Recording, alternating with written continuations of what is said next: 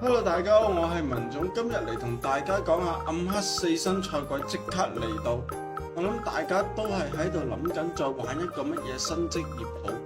咁我係一個玩德魯伊開荒嘅玩家，所以呢期節目我想分享一下我對德魯伊目前嘅流派嘅一啲睇法，等仲未入坑德魯伊或者喺度練緊級嘅朋友，盡可能少走一啲彎路。首先，目前德魯伊大熱流派分成4個，分別係風暴狼、電狼、黑柏熊、爆盾流。呢4個流派我都試過，但由於裝備嘅問題，都測試唔到最終傷害同埋手感。聽到呢度可能即刻會有人講，既然你測試唔到最終嘅傷害同手感，咁你分享嘅嘢會唔會冇咁有說服力呢？其實就係因為我測試唔到最終傷害同手感，我更加想將佢分享出嚟俾大家，話俾大家聽。我就係因為冇浪頭，成個開荒嘅過程，裝備巔峰本等級個進度都拖慢咗。我今日就係想話俾大家聽，冇浪頭嘅德魯伊係幾咁難嘅。第一個流派風暴狼，現版本最犀利、最有效率、最簡單嘅一個流派。但係冇玩過德魯伊嘅朋友，你哋可能唔知道呢個流派，你冇浪頭嘅話就乜嘢都唔係。我就係一個好好嘅例子。下面我淨係講重點。浪頭其中一個主要嘅作用就係可以令你變相獲得無限靈力，配合恐狼精華，令你用灰熊狂怒呢一個技能就會變成狼人，然後配合浪頭嘅效果，令靈力消耗大幅降低。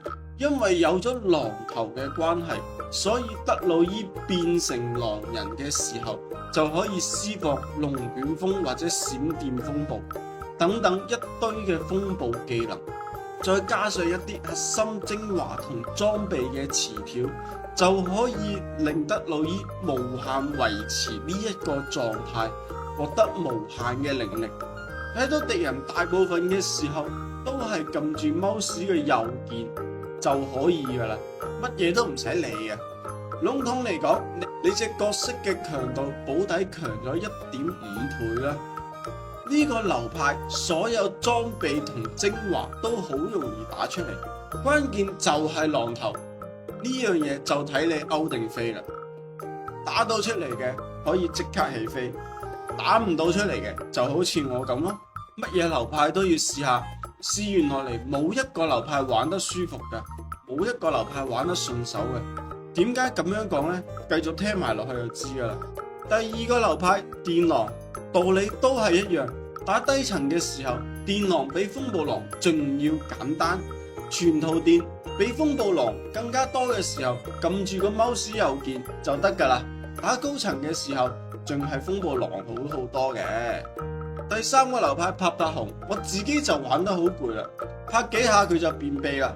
我睇見有大佬開發出唔便秘嘅拍拍熊，但係我自己見到嘅係打小怪多嘅時候唔便秘啫，打幾隻怪啊打 boss 嘅時候個便秘問題好鬼嚴重。跟住第4個流派爆盾流，超犀利嘅，輕鬆過100層啦。要玩趁早，我認為會被大幅削弱。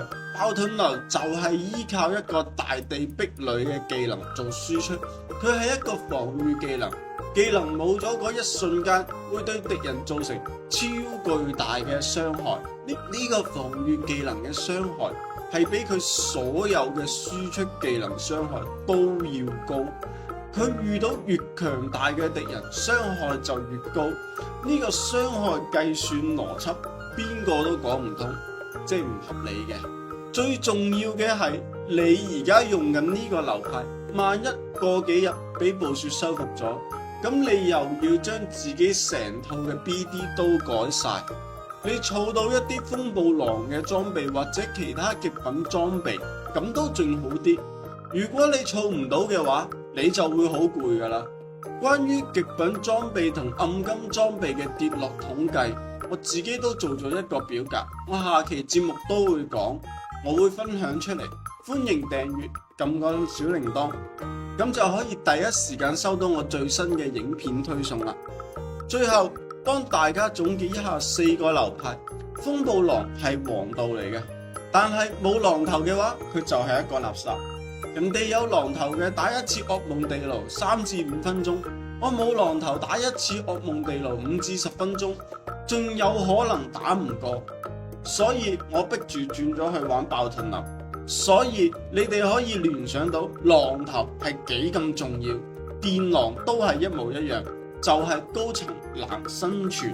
黑霸熊，如果你可以忍受便秘難打高層噩夢嘅話，咁你就可以繼續玩落。爆盾流我用過最爽嘅流派，但唔知道幾時會俾人收服，我諗應該唔會好耐。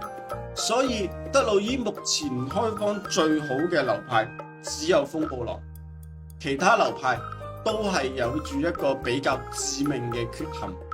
如果你覺得你歐洲個人嘅話呢，好容易打到狼頭，你就可以去玩德魯伊，反之真係唔建議去玩。